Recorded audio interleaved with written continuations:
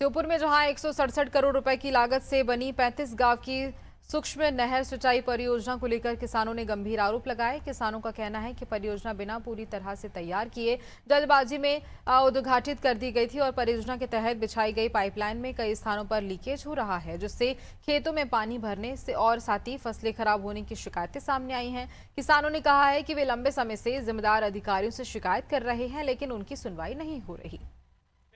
35 गांव के लिए जो एक सूक्ष्म परियोजना बनाई गई थी, एक तरीके से भ्रष्टाचारी के बेट चढ़ चुकी है। वो पूरी तरीके से फेल है। कागजों में खाना पूर्ति कर गई, कागजों में पूर्णता दर्शा दी गई है।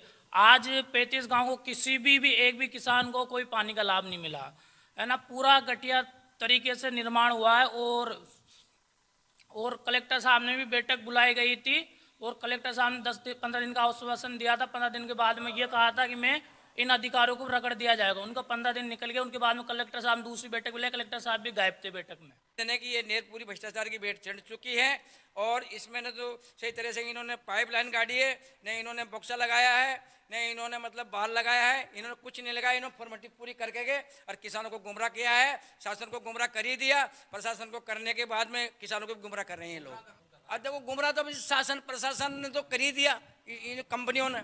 और कंपनी के ठेकेदार जितने भी यहाँ आ रहे हैं वो हमको गुमराह कर रहे हैं कि आपका काम हो गया, आपका काम हो गया। कहाँ काम होया हमारा?